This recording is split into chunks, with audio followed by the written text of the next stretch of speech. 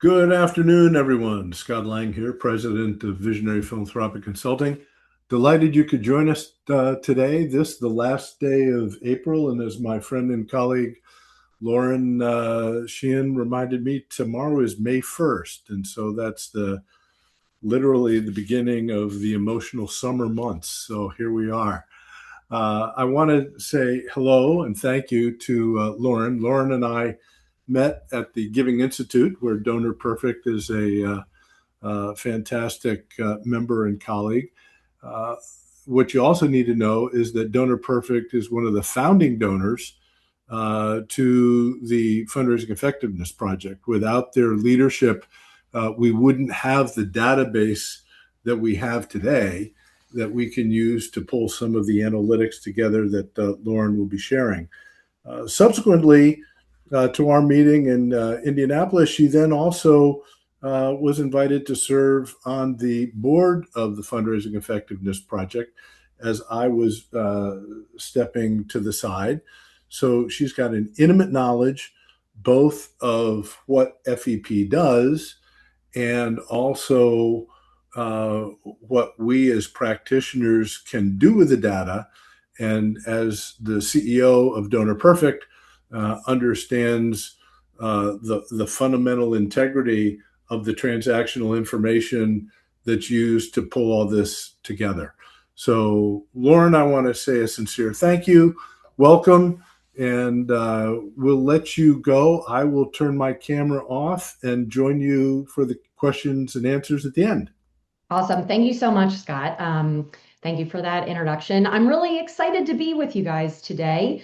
Coming to you from my home. This is a virtual background. My house doesn't have DonorPerfect on the wall. So I'm on the East Coast, about an hour north of Philadelphia. And I've been with DonorPerfect for an incredible 17 and a half years, but have served in my current role as president for about 4 years now. So I have a lot of industry experience, and when my buddy Scott asked me to host this session, I could not say no. So what we're going to do today is we're going to talk a little bit about what FEP is, go into a little tiny bit about the history, and how it can be useful to you. And then we're going to dive in and actually take a look at the Q4 2025 report, which is basically an overview of what really happened in all of 2025. And then we'll have time for questions. So if you do have questions, just kind of jot them down, or I guess you could chat them in, but we'll have plenty of time for questions at the end. So with that, I guess we'll just jump in and get started. In this business, we love our acronyms. So FEP, but I think that's what everybody calls it, but it stands for the Fundraising Effectiveness Project. And it has been around for 20 years. It's actually the 20th anniversary of the report in 2026. So it started with a really small number of data providers. And as Scott mentioned, DonorPerfect was one of the originals. So for nearly 2 decades, we have been contributing to the largest, most trusted longitudinal data set on nonprofit fundraising performance. You guys know it's not the only one. Giving USA is an annual report, another great data source. That's sourced from tax records. And that report is typically published in the summer for the preceding year. So we're getting ready to await the publication of Giving USA report in June, which would be for all of 2025. So what's nice about the Fundraising Effectiveness Project, or FEP reports, is that these are published 4 times a year. So there's one for each quarter. So that allows us to have a little bit more of like a timely temperature check on what's going on in the industry. And sometimes people ask, well, why is DonorPerfect doing this? And it's just part of our commitment to the industry as a whole, wanting to be a good corporate steward, and making sure we're taking the steps and walking the walk to empower the sector to have the information that they need to make smart and good decisions about running their firm. Um, So it started with just a few of us. You can see all of the logos for the technology companies that are currently providing data to FEP. It is voluntary participation, but basically these organizations are showing their good faith and voluntarily participating to support programs and tools to enhance and help the industry as a whole. And here is the FEP steering committee. So we've got folks from Giving Tuesday. AFP is a big supporter of this, helps us get the report out. And then we have various subcommittees, each with a steering committee chair. So while FEP has been around for an incredible 2 decades, in the fall of 2024, there was a whole new structure put in place. And what we did specifically is we added some really, really important stakeholders to the steering committee to help shape and refine the report and make it more actionable and helpful for all of you.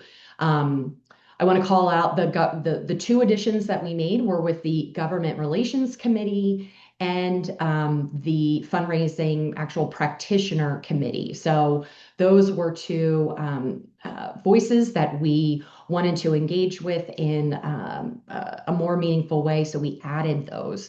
And I want to specifically call out the Government Relations Committee that's led by Shannon McCracken, the president and CEO of the Nonprofit Alliance. And their work, being an advocate for the sector, is just so incredibly important. And really, I want to share just two examples that were where FEP data was used to change tax code and policy. So we're going to kind of go back in time to 2017. So if you remember, what happened in 2017 was the passing of the Tax Cuts and Jobs Act, right? And this is where there were significant changes made to the rules surrounding charitable deductions, right? And basically what it did is it took that standard deduction and raised it. So what it did is it meant less people were itemizing their deductions. And when less people are itemizing their deductions, some of the tax benefits for those folks was it was just whisked away. And that had some major impacts on giving. In the throes of COVID, they did pass some temporary laws which allowed for, I think it was $300 tax deduction for those filing single and 600 for those filing jointly. But the fact that the tax deduction kind of got swept away in 2017. That was a big deal. So all that to say, FEP data has been used on the Hill to show what type of impact that had to charitable giving in the United States. And then recently, Shannon and her crew have been on Capitol Hill to help shape the changes that were introduced in the One Big Beautiful Bill. And specifically, were able to get some of those tax deductions back in. So what is in the One Big Beautiful Bill that will be available in 2026 is that folks can take tax deductible can take a tax deduction for charitable gifts. And I think it's $1,000 if you're filing single, $2,000 if you're filing jointly, and that's regardless of whether or not you take the standard deduction. So what I'm trying to say is that this report and this data is being used in important and impactful ways to help inform tax policy and codes, which absolutely impact how Americans think about giving to charities. So FEP does produce reports every quarter, and it's built from this aggregated, anonymized transaction data that's contributed by all of those technology firms that you saw on my earlier slide. And it's really focused on three key metrics. We're looking at how many people are giving, so number of donors, how much is being raised, number of dollars, and then, of course, donor retention, which we all know is so important. So we're looking at real transactions from across thousands of organizations. So we're not relying on surveys or self-reported data. And it's basically able to share what these numbers are doing, how much they're growing, why that might be happening. And they do a lot of segmentation to tell the story about what's happening underneath those numbers.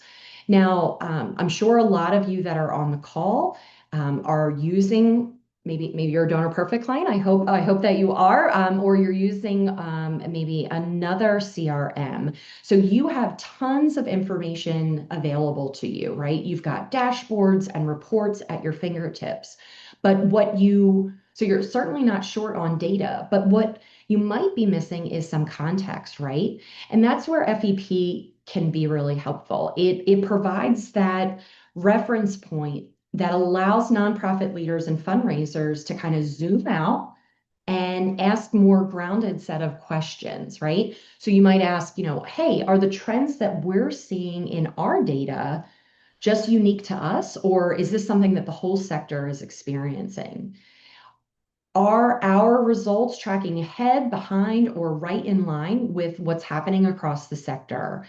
And where should we be paying closer attention as these conditions change? So FEP really acts as a sector-wide baseline and a benchmark, providing a way for you all to interpret the results that you're seeing in your reports and have just a bigger picture of what's going on in the sector as a whole. So I think that is really, really important. Now, I'm assuming that because you are here spending a part of your afternoon with us, you either have been using this data in the report or perhaps you're planning to start.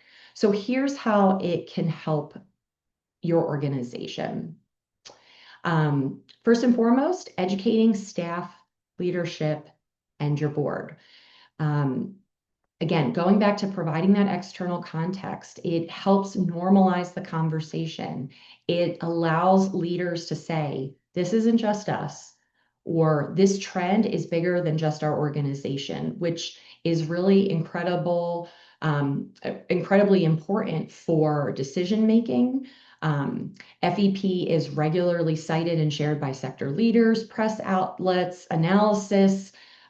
These quarterly reports are published by AFP and covered in the Nonprofit Times. It's helping get information out and educate people about what's going on in the nonprofit industry. Second, very helpful for strategic planning and setting goals, right? It helps organizations calibrate their expectations. So, for example, if we're seeing sector-wide that donor acquisition is declining, leaders can plan more realistically, or maybe they want to invest more in retention, and we'll be talking a lot about retention, or think about how aggressive they want to be when setting their targets for growth each year. So it also helps organizations understand where to focus, whether that's on stewardship, mid-level donor development, or reactivation, based on what's actually moving the needle across the sector.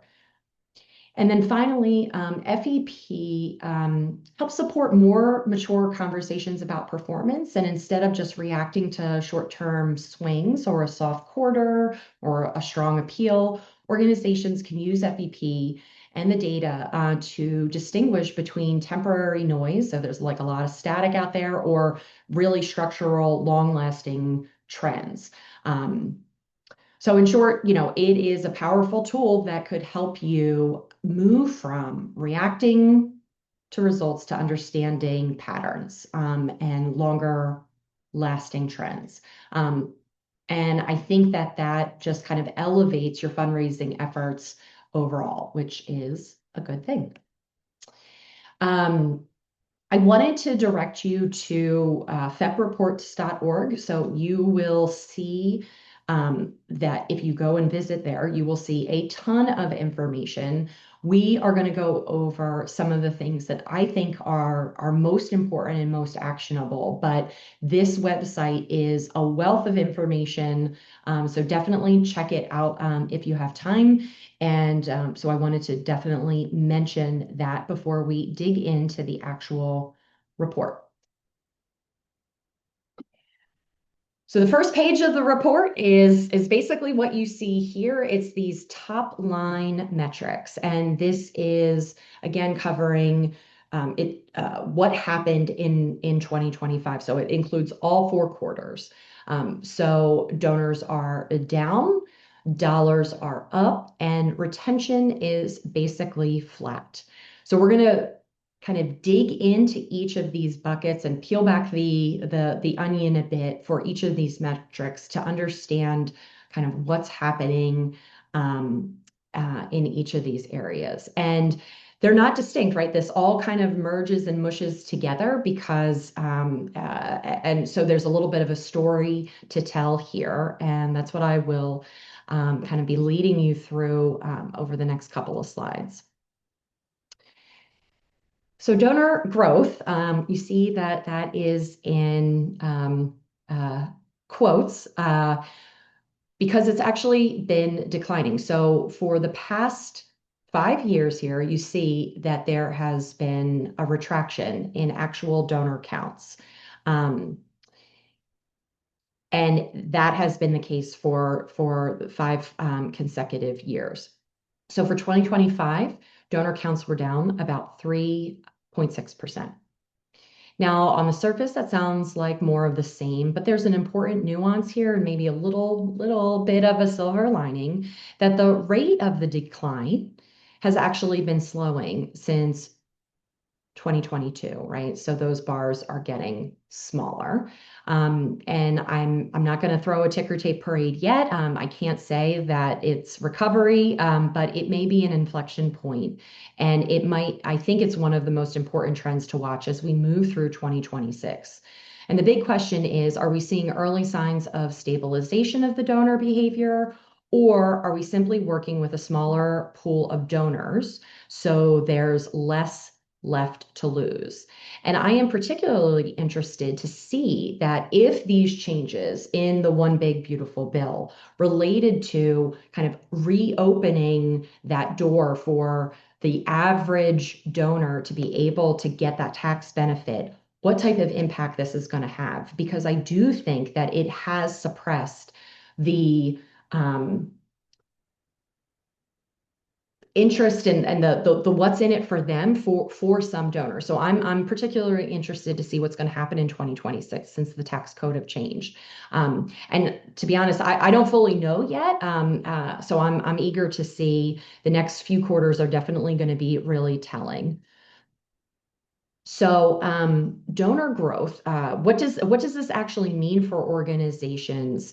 It means that there are fewer donors that are entering the pipeline. And when that happens, growth becomes much more dependent on the donors that you already have. So that puts more pressure on 2 things in particular: keeping the donors you have, retention, and then upgrading donors, right? Moving donors from a smaller level to mid-size to hopefully to major. Because if you're not bringing in as many new donors, you can't rely on acquisition exclusively to drive your top line growth. You have to get more value out of the donors that you already have. If fewer people are coming in the door, what you do with them once they arrive matters even more. So, what to do? I think segmentation is really important. We're going to talk a lot about new donors and their retention rate, but new donors, they're not all the same, right? They are coming to you through different channels. They have different motivations. They have different interests. They have different levels of potential. So treating them just as one group and labeling them just as new makes it really, that's not precise enough. It makes it harder to engage with them in an effective way. The more you can tailor your approach based on the different segments, the more likely you are to keep them engaged and better chance for that second gift. And I really want you, if there's only one thing that you take away from this session, I would like it to be this. You need to really look at what your plan is to get that second gift. And maybe you're thinking, gosh, Lauren, we don't have any plans to get the second gift. Well, that is a huge opportunity then, and that is definitely worth the price of admission to this free to this free webinar. It's something that you really can develop. Developing an action plan to really steward those first-time donors and really focus to try to get that second gift, because we're going to see what type of impact that makes on donor retention in just a few slides. So first gift, get somebody in the door. That second gift is what really determines whether or not they are going to stay. So I want to break donor size down just a bit further because not all donors are moving in the same direction. When you look at donor size, what you see is a pretty clear divergence, right? So the smallest donors, those micro donors, are really where we're seeing the most retraction, right? So they were down in count almost 8%. That's the broad base of the pyramid. That's where we're seeing the most contraction. And as we move across the screen from left to right, you see that it's contracting less and less and less. And then at the major level and super size, there's actually some modest growth. So this is really one of the defining dynamics in the data right now. The base is shrinking, and then it's relatively stable at the top of the pyramid. So it's not that large donors are replacing small donors, it's that they're becoming more important as that base erodes. So what do you do with that? Well, I mean, I can understand the temptation to shift all of your focus to major donors, but that I think would be a mistake. That's not the full answer. The organizations who are doing and operating the strongest are still protecting and rebuilding their small donor pipeline because that's where the future growth is going to come from. They're being intentional about how they are moving donors up over time. They're not leaving that progression and build up to chance. And we're seeing more focus on mid-level programs, really treating that as a bridge between those small or micro and small donors to major giving rather than that than a group that just like kind of sits in the middle. So if that base is shrinking and the top is holding, the opportunity really lies in how you connect the two. So that was all about donor counts. Now we're going to focus on dollars. And, we grew 5.5% in 2025, which was powered by a truly exceptional quarter four. This represents the highest growth rate in 5 years. And, we always expect a really strong quarter four. That's when we see Giving Tuesday. That's when the end of year appeals are coming in and the holidays and all of that. So typically we see most giving in quarter four. That was true again in 2025, but it was really a powerhouse of a quarter. And we think that probably has to do with just how the stock market performed in quarter four. It was record stock market performance. So that was something that we think was probably fueling this really outsized generosity in quarter four. So, good news here, the sector is still growing revenue in a pretty big way, 5%, nothing to sneeze at, but it's doing so in a more concentrated way. And of course, when growth is more dependent on a small group of donors, it also, there's a risk associated with that too, right? So, putting all your eggs in one basket. And what happens if one of those one of those eggs breaks, right? Um, Here we have dollars by donor size. And you can see here that it's even more clear when we look at how dollars are distributed across the different donor segments, right? Major and supersized donors represent almost 80% of the dollars, but just under 4% of the donors. So I'm going to let that sink in. So when nearly 80% of the dollars are coming from less than 4% of the donors, the question becomes, what do you actually do with that? And again, what we're seeing from the organizations who are performing the best is a bit of a balancing act. We know we shouldn't put all of our eggs in one basket. We've been told, gosh, forever, since the beginning of time by financial gurus, that we've got to diversify our portfolio. So those age-old adages apply here as well. We've got to do a little bit of a balancing act. We've got to lean into and take good care of those high value, high dollar donors, but we don't want to forget about the rest of the base. So deepen relationships with major donors, of course. Each and every one of those is incredibly important to your organization. So you really need to, keep in contact with them, understand what's important to them, what they want to do next, how making sure that they understand the impact that their gifts are having.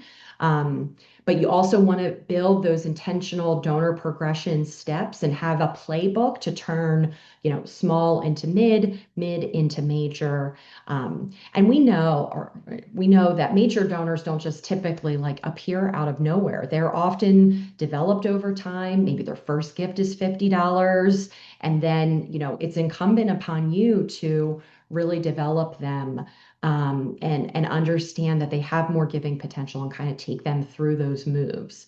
Um, and then third, this is very important, don't ignore that base. Long-term growth still depends on having a healthy pipeline, and that is where future mid-level and major donors come from. So it's all about balance. It's not about choosing to concentrate at the top or just concentrate at the bottom. It's about balancing kind of both ends of the spectrum.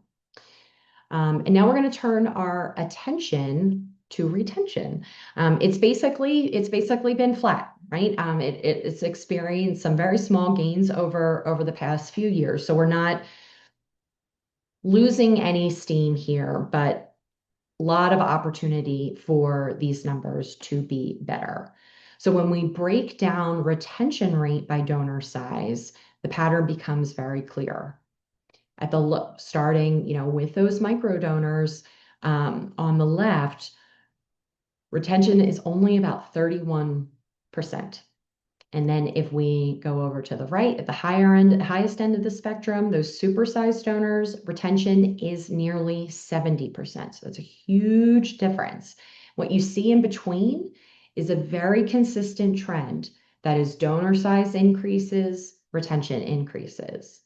Now, across most donor segments, retention actually declines slightly year over year. So that's what those, negative 0.7 percentage points.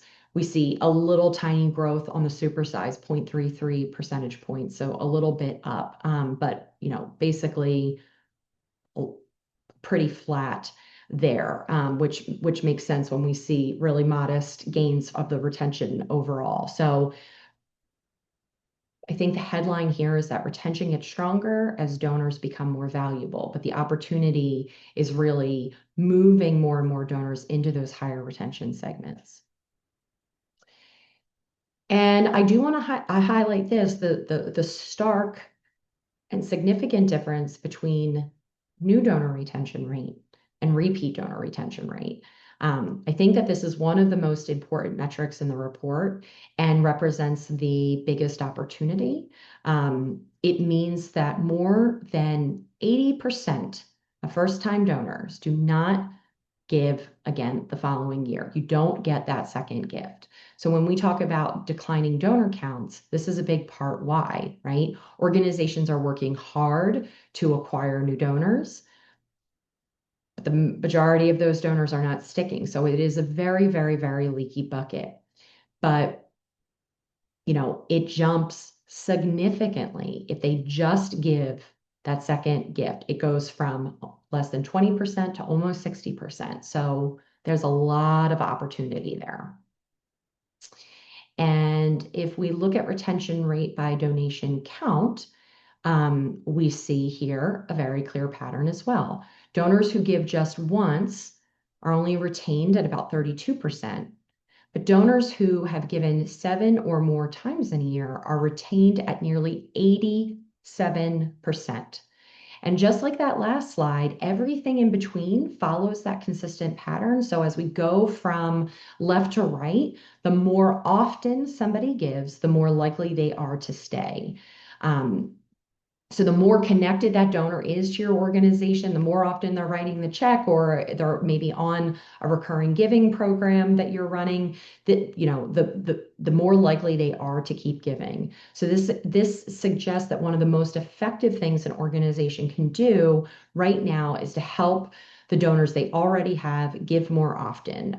Retention isn't just about keeping donors, it's about really keeping or creating more opportunities for them to stay engaged and give. And so final takeaways, just to kind of put a pin in it, is if we step back and pull all of this together, what we're seeing is we've got fewer donors overall, and that decline is concentrated at the lower end. So the smaller the donors are contracting the most. At the same time, we're seeing some pretty positive revenue growth, but it's really being driven by just a small number of those really high value donors. And then when you look at retention, especially new donor retention, it's clear that there's a real opportunity to do something different. And so, I can understand and appreciate that some of the information and the data that's being shared here isn't setting anyone's world on fire, but I'm really viewing it as a way to challenge all of us to address and change some of these trends. And like I said, I think that the tax code changes is a big opportunity, definitely a trend to watch. And gosh, even minor changes and improvements to that new donor retention could have a humongous impact on both the donor counts and the dollars raised. So there is so much opportunity out there. I really don't want you to be discouraged. So what I want you to do is utilize this data to make really good plans and smart plans for your upcoming fundraising and your strategic plans. And I want to leave you just with, I had provided the link earlier, it's fepreports.org, but for those of you that like QR codes, there is just so much information available on the website. I could be talking to you for hours and hours if I were to go through all of it. I do want to highlight that you can, through the website, actually sign up for notifications when the reports come out. So you can get on the FEP mailing list. And I think that would be a great action to take as a result of attending this webinar. So, Mr. Scott, I know that you are off camera. Do you want to come back now? I'm happy to join in. A couple of things. While there's some optimism in the report, I think that it's clear to point out that once again we have a year-over decline in terms of the number of donors. And one of the reasons Nate Chappelle wrote his book was if you ran that to its conclusion, we could end up with a day where there's one donor making all the gifts, right? Yeah. And so we want to avoid that necessity. I'm struck by the fact that as professionals, we tend to be terrible at stewardship. I mean, any organization that loses more than 60% of its customer base per year, is struggling. I mean, For you're sure. when I was a camp counselor and taught whitewater canoeing and swimming, the first thing you learn is to swim with the current, to Yeah. paddle with the current, not to swim against it. And so, there's some pretty strong headwinds up there. There's a one slide we didn't share today that I want to give a quick look at. It's on the website, but it's giving by organization size. And what Okay. I Oh, find interesting is it's the large organizations, those with 25 million in revenue, that have the hmm. big loss year over year. And I'm wondering if these smaller organizations maybe are a little more, I'll use the word considerate, maybe a little more intentional, maybe a little more serious in terms of their relationship management, because I think that's the key part of stewardship. Um, Yeah. the, One other thing that comes to mind as I look at this, I there are a lot of trends in the world and the news right now that I am not a fan of. But one that I think is really positive is this hyper focus on like your local community. Like, I see a resurgence of farmers markets and like focus on, hey, neighborhood cleanup. So I think that that's a really positive trend. And, you know, we always talk about impact, right? Sharing the impact, making sure that the people that are giving to you can see the impact. If they're right next door to you, they're going to be more likely to see the impact. So maybe that's something else that's going on there. So that was just a thought that I had as you were talking about kind of the differences between a really large organization and then one that might be a little bit more intentional about the relationships that are a little bit smaller in size too. I think it was 2 years before I got involved with FEP. AFAP Foundation did a survey, and I believe what they discovered was that only 45% of the respondents actually sent out thank you letters to donors. Yeah, What they well, did was they sent receipts that were sure. required by the IRS to anybody who contributed 250 or more. That was Yeah, it. Pretty yeah, cold, pretty basic. So, yeah. Warren, what can you advise to us that might lead to increased retention? Yeah, I mean, I think that stewardship right now it's about I don't know like timing and relevance, right? Like so the early experience is critical. That first couple of weeks after a gift is given, especially if it's a first gift, that's an opportunity to introduce yourself, to find out what generated that first gift, and certainly to thank them, right? That is as basic as it comes, right? We have a real opportunity to say thank you in a timely way. Quick and meaningful acknowledgement and follow up can make a really big difference. And when it comes to relevance, donors are much more likely to stay if they feel that sense of community, if they feel like they're part of something, not just receiving a generic communication. So that can be as simple as tailoring messaging or doing a handwritten letter. A lot of we have the ability to send a video thank you. So that kind of breaks through the noise, gets people's attention, and can be really a wow moment. And if I received a video thank you from giving a one-time $25 gift to an organization, I'm probably going to be pretty interested in maybe making a second gift if I'm asked. So I think that those are some things that I would share about how to increase retention, and just some examples about what good stewardship looks like. So, another similar question. I was struck by the slide that showed how retention increased as the number of gifts per year increased. Yeah, Since I'm old as dirt and entered the profession when all we talked about was annual giving, we wanted to yeah, get that yeah. one gift per year. How do you transition someone from an annual donor to a recurring donor, a monthly donor, or a Yeah. quarterly donor, so that in fact you've got better stickiness and bonding? Yeah. Well, I mean, I don't think your oldest jerk, first of all. I can't let that I can't let that go.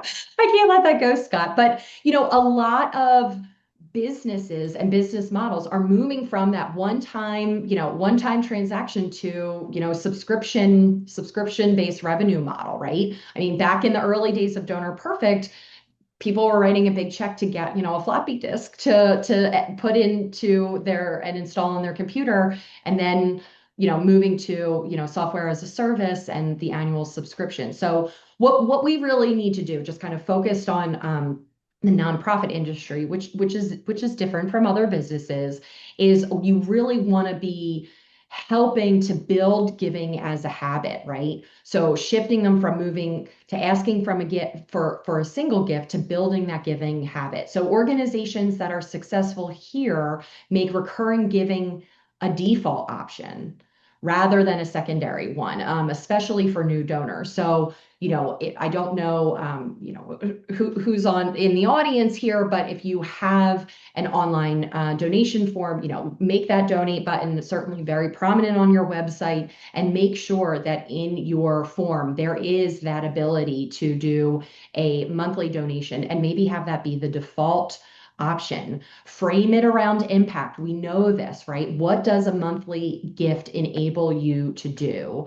And then follow up quickly. Thank you. And thank, and that first gift to encourage a second, and get that starting to like build that muscle of making giving a habit. And we all know that giving makes people feel good, and I think that um, there's a great opportunity to for you all to share the need that you have in your communities, to help to give people the opportunity to feel good, and give on a regular, recurring basis to your great organization.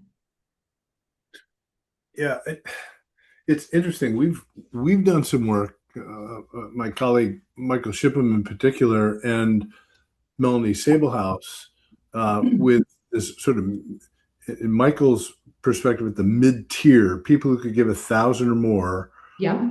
annually, right? Okay. Make a multi-year commitment, 3 to 5 year commitment. And Melanie works with women of affluence who can do that at 10,000 and higher. But Mhm, the mhm. concept is, if you get the multi-year commitment, then when you go back to them 12 months out, it's with an impact report. Yeah, Here's yeah, what your gift did. And it's stewardship, not solicitation. And they're more like to resonate to the fact that they're not always being asked to give. They're being shown what their investment has done. And that's a yeah. real shift in the dynamic. Have you seen the same kind of thing with your clients? I have, and just even for some organizations that I myself support, right? So I'm a big fan. I'm a member of the YMCA. I think I'm invited to an event a quarter where they're not asking me for money, but I just went to an event in February where they gave us a tour of a new warming station. I mean, I'm up north. You're in Florida. You don't have to deal with warming stations, but the Northeast had a really bitterly cold winter. I mean, just oh my gosh, it was horrible. And they responded to the need, right? It's responded to this critical need in the Allentown area, and put together a warming station, and then invited people to come and check it out. And it was such a powerful event. I felt like moved to make a gift after that, right? So like there are a lot of things that you can do to show the impact, whether it be through a report, a video, a tour. There's logistics involved in some of these, but you need to come up with a plan that makes sense for you, your mission, and your constituents. But that's just one example that comes to mind. A question from the audience, um, who's been a loyal listener to these annual reports and points out that we've heard the same thing over and over. Mm, Fewer donors, more gifts at the upper end. Is it possible that we're seeing a shift in philanthropy that's significant? Like, is it possible that we need to attune ourselves to the fact that there's a shrinking pool of people who, this is my language, are less generous, are generous.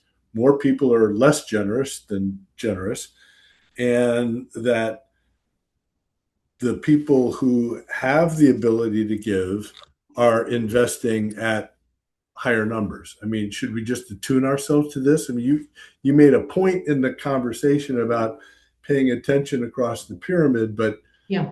if I'm getting 70% of my money from 4% of the donors, maybe I need to pay attention to the 4% of the donors. You need to pay attention to the 4% of the donors, but what I'm worried about is that this is what's the term? Like almost like a self-fulfilling prophecy, right? Where it's like we're seeing these shifts and everyone's just focused on major donors, which is why those are growing. And it's just leaving everybody else not being asked, not being stewarded. So I just was reviewing. Giving Tuesday does giving pulse reports, Mhm. and the data there suggests that there is, people are being generous. They're being generous in different ways. The FEP, by the way, is just for like, actual cash gifts. DAFs are included, but certainly not in-kind donations, no information about volunteering. But people really do care. I don't think Americans are becoming less generous. I am worried that we as a sector are so focused on the upper end that we're forgetting to do simple things like ask people at those lower levels, and that's what I'm concerned about. And like I said earlier, I'm really interested to see how these changes in the tax code are going to change dollars and donors, because just as a general rule of thumb, folks that are at the major and supersized donors, they probably are itemizing their deductions, and everyone else that was in the middle, they lost that. So they lost that tax advantage. But now that that's being brought back in, I think that has a real opportunity to change things up. So I would encourage everyone on the call to, you don't get if you don't ask. So really, focus. To ignore the base would be, I think, a missed opportunity and a mistake. Have you done any work with donor satisfaction surveys? Have, in other words, Mm. sending a survey out to people asking A, why did you make the gift? B, how do you feel your gift was used? C, do you feel appreciated? And then D, would you give again? I have heard, I certainly think that is a great idea. I don't have much experience in administer. I mean, I don't have any experience administering those type of surveys. Plenty of we do surveys all the time at DonorPerfect for our clients, but they're the nonprofit organizations. But we could never operate without those customer satisfaction surveys. So I don't know how I think it's a great idea for nonprofit organizations to do donor satisfaction surveys for sure. Yeah, I mean, it's a concern that people come in the door and then a year later leave. It's a huge concern, right? And if you don't know where the gift is coming from or what inspired them to give or what is so interesting to them, that type of intel can help build your plan to take them, build the plan to get that second gift that's so important. That takes their retention rate from, maybe 18% to 60%, like we saw in Yeah. the report. I don't know how relevant this is, but I recall hearing a story about um, an organization, and in particular, one development officer who noticed that they received a gift of $250 from someone at a certain time of the year, which was unusual. This woman always gave at the end of the year, and this was something that happened mid-year, and it Okay. was not the normal dollar amount. So Okay. literally got on the phone, called her, scheduled an appointment, came out and had coffee with her Yeah. and asked her, why she made this gift and thanked her. I mean, it's wonderful. But why'd you do it? And she had received a bequest from a family member and wrote a check, equal amount, $250. So this goes back a decade when $250 did something. And to each of the organizations that the family member supported and the one Hmm. she supported. And the Cool. comment was, of the 10, you're the only one that called to say thank you. Yeah. And so then the Makes a big balance of the impression. estate went to him, went to that organization, just because of the personal attention. So that leads to another question. How can AI come into play in, terms of defining strategy or identifying potential new people to ask, or how maybe to recapture someone who might have stood out a year and get them back in the fold? Yeah. I mean, I continue to think that AI is a tool that y'all should be utilizing, but at the heart of fundraising is people. And so it is really the way that I'm thinking about it is it's a um, enhancement to the folks that are working at the nonprofit organization, which will allow you to do things that we covered in the presentation, like the segmentation plans, right? What is, up having it put together kind of that playbook for a first time donor that has this type of giving potential, that's interested in this type of thing, versus new donors that have a different giving potential and came in through a different source. Because that all takes a lot of time and work. And AI could probably do a really great job with that. And that frees up the humans that work at the nonprofit organization to be able to do more. We all know that nonprofit professionals are working really hard and lots of hours. So these tools can enable you to do more during your day. AI is great for segmentation, personalization, and then just overall, efficiency gains. So, reducing time spent on drafting the appeal or the analysis or the campaign prep. But I still think that, it, the fundamentals don't change. Organizations that are going to benefit the most from AI are the ones that are already have those strong strategies around retention and engagement. It's just kind of like a power up button to enable to do those things more and better. But like if it needs to be told, hey, we want to really focus on getting that second gift. It needs that insight from you in order to even start putting those plans together. So those are some, I think that answered I hope that answered your question. Got another one, but this is absolutely has nothing to do with retention. Okay. It has to do with how people are giving. I mean, back in the day, it was a check in the envelope. Then Yep. it went to a credit card. I'm wondering, from your platform at DonorPerfect, Yep. what degree are you seeing clients receiving gifts from people who make a monthly, ACH transfer or a direct bank withdrawal, or for that matter, are utilizing Bitcoin now as the currency of choice? Yeah. What's happening as you look at that pie of sources that's changing, and what do you see happening in the future? Yeah, the biggest change that we've seen related to sources of donations is some pretty significant growth in donor advised funds.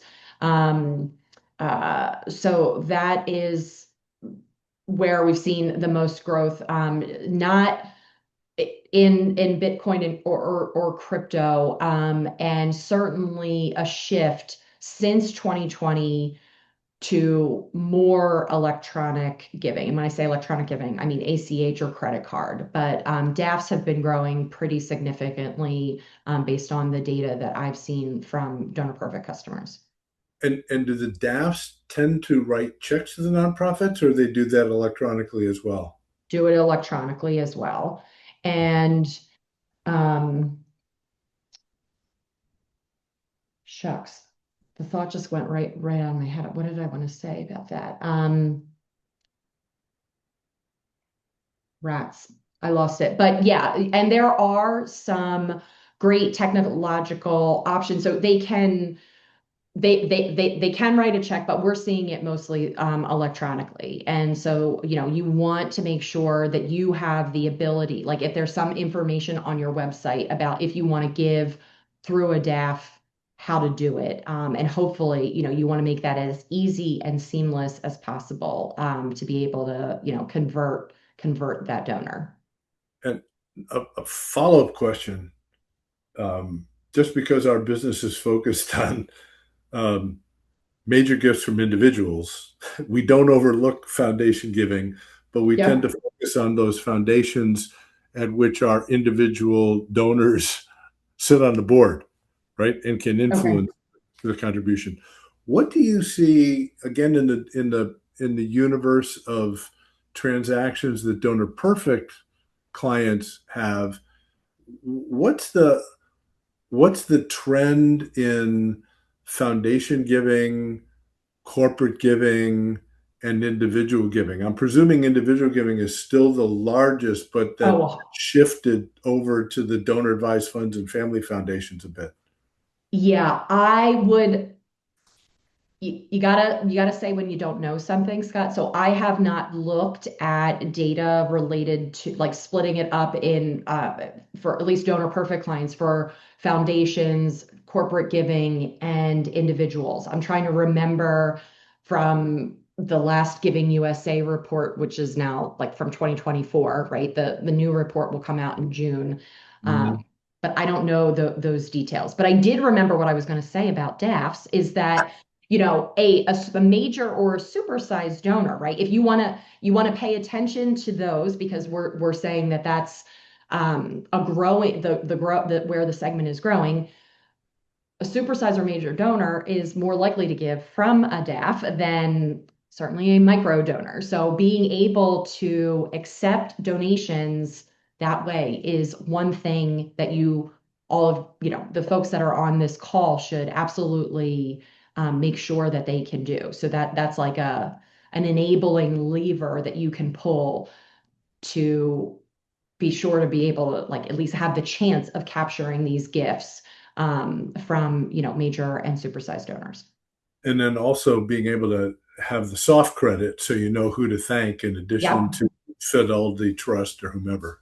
Yeah. Yeah. That's the one thing that's like a little bit mysterious. Sometimes I know that sometimes clients have a hard time, they get the check from Vanguard and then it's like we gotta do we have the information that we need to soft credit the right person? And it just depends on what information, the donor is putting in. Mhm. But I know sometimes some of those details get lost and then there's really no chance for, follow up or stewardship there. So that can be tough. Well, as we close out here, Lauren, I really want to thank you for the generosity of your time. I want to thank you for your leadership at FEP and also your participation at the Giving Institute, which produces the Giving USA report. Um, and we hope to see you again soon and really appreciate this. We will have this recording online as Okay. well as a copy of the slide deck. So to all who are engaged and those who missed us, reach out to your friends and family and tell them to go to the VPC resources page and download the link. Cool. Thanks, Scott, so much. It was a lot of fun. Thank you for the invite, and I hope everyone has a great rest of their day. Yeah, absolutely. You take care and happy May Day tomorrow. Yeah, take care. Bye bye. Bye bye.